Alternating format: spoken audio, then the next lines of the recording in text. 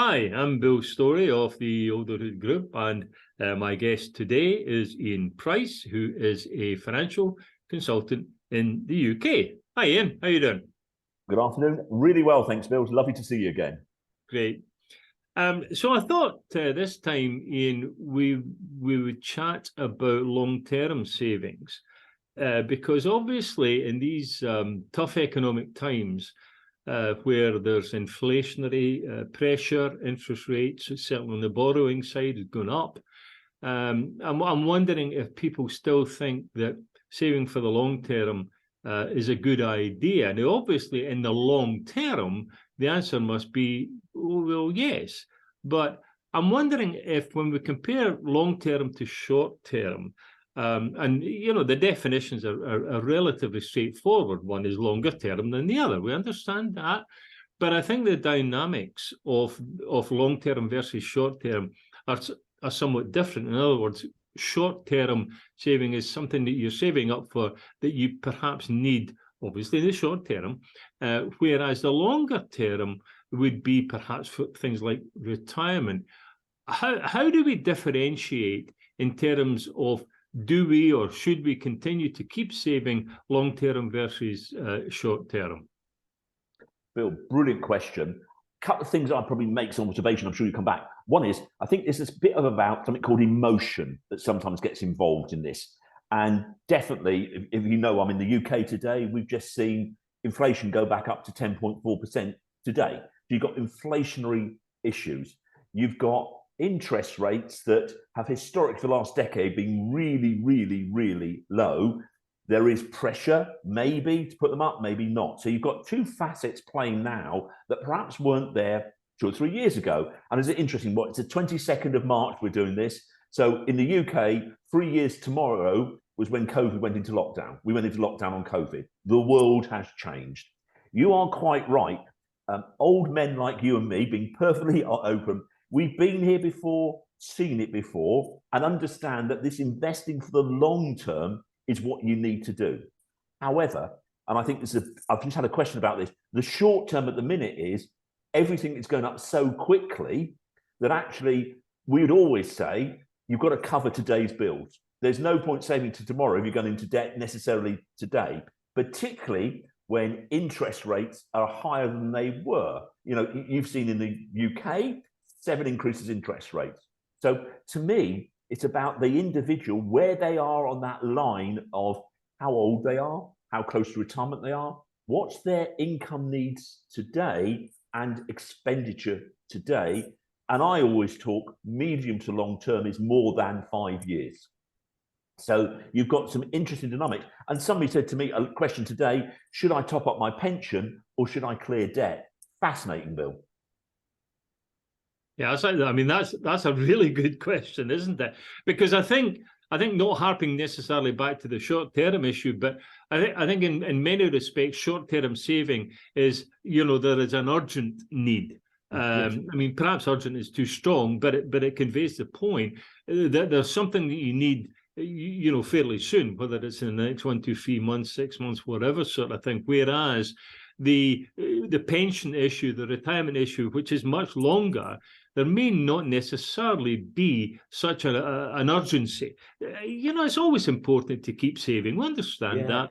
But let me ask you a question. I'm wondering if a person is looking at that long-term saving routine, is there any chance of, or any possibility of thinking about, let me hold off just for the time being, because come the end of the month, when I look at the expenses that have gone out and so on and so forth, I don't really have much left at the moment. Therefore, trying to put money into long-term savings for the retirement, I'm wondering if maybe you should take a break. Do you think that makes sense? Just to take a breather for hopefully a short time, but that makes some sense. Yeah, Bill, I know you like football or soccer, whatever you call it. Sometimes it's good to put your foot on the ball, as I call it. Take your foot on the ball, then decide where to go to next. There is absolutely no question. The pressure on income at the minute is immense. And I think I talk about control the controllables, don't worry about the uncontrollable. So, as you said to me, I can't tell you what the UK interest rate is going to be. I can't tell you what the inflation is going to be in America or what inflation is going to be. I just don't know. But what you do know, sometimes you've got to just go, right, stop. Now, with retirement, we would have a great conversation about the earlier you start, the more you put in, etc., etc. The one thing you could do with retirement is, if there's so much pressure on your income today, you extend the date at which you're going to take benefits. So you've got to leverage that way. What you haven't got is, if, let's say, for instance, I don't know, pick a figure, you've got 3,000, doesn't matter if it's dollars or UK pounds coming in, and your expenditure's 3,100, you've got a slight problem. It doesn't matter. So you can see why I think people at the minute will be putting a little bit of foot on the ball. I'm saying do a complete, we have this word spring clean, Bill. I'm sure you remember it. This is a time to spring clean your finances, to understand exactly what you've got coming in, what's going out, and what does the next 12 months look like. I've just seen a survey where in the UK, 40% of people have no money left at the end of the month. So they are living hand to mouth. And by the way, that isn't dependent upon income. There's a bit of a myth. The more you earn, the more you can save. My experience is there's an element of that, but sometimes the more you earn, the more you spend. So you've got to be careful. It's not everybody. So I think this idea, like you said, like I call it, putting the foot on the ball, looking at what's coming in, what's going out over the next 6 months. Are there any unexpected expenditures that you may have? And building up a little bit of a reserve just in case seems like a really good idea at the minute, Bill. So let me put you in the spot then, in terms of putting the foot on the ball, which I think is a brilliant analogy, by the way. The only thing about football is that the game lasts 90 minutes. So how long do you put your foot on the ball? Now, obviously, a lot of that has to do with what age you are.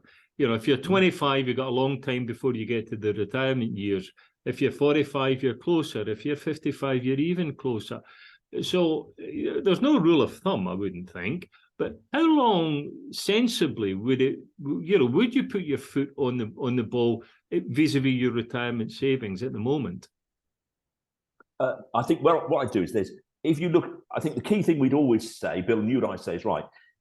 No matter where you are in the world, you might have a contract that says you are getting X paid towards your retirement business, be it a 401k or a pension in the UK. What you would never do is stop the contribution that may be matched by your employer. That does not make any financial sense in my world, because the employer is not going to give you that in salary. So I think there's a base level that you go to, and it might be, I think at the minute, it's just trying to get used to what the expenditure is going to be. Bill, please don't feel sorry for it, but last week, in one day, I had 1, 2, 3, 4 suppliers write to me to tell me that my costs are going to go up this month. Okay, I'd sort of budgeted for that, but some people might not have been able to. So it's about, sometimes it might be as short as 2 months or 3 months, or it might be, if you're very young, actually, do you know what, for a year, I do need to put a foot on the ball, consolidate, I love the word consolidate, then move forward. And sometimes, okay, you might have lost a year's growth. We understand that. And there's no question. I'm not trying to say don't invest. In fact, I'd always say trying to invest for as long as you possibly can. But you have to be realistic. You have to cover the bills today. And, my children are a lot older. If you've got younger children, the cost of kids these days is very expensive. So it's about getting it right, Bill. And it sounds very, very sort of politician's non-answer. But reality is, it's down to individual circumstances. Well, and I also think, though, that there is some level of time limit. You're absolutely correct. That is very personal. Okay? But I think the thing to avoid, the amount of time you've got your foot on the ball, I think the thing to avoid is to get into that sort of loosey-goosey area of saying, well, things are tight at the moment. I'm going to put my foot in the ball. I'm going to take a break. And then you sort of get used to that, so that when things sort of start to come back again, as they will, and it may not be in the next 6 months or whatever, but they will. But it's not to be in the routine of saying, well, you know what, I don't want to do that. I can do, give myself just a little bit of luxury. Maybe I can buy the new car, etc. And then you get out of the habit. And I think that's the downfall of that, is if you get out of the habit of long-term saving. So it's okay, for the next 5 minutes of the game, but you can't play the full game of 90 minutes with your foot on the ball, right? I think you would agree with that, you know?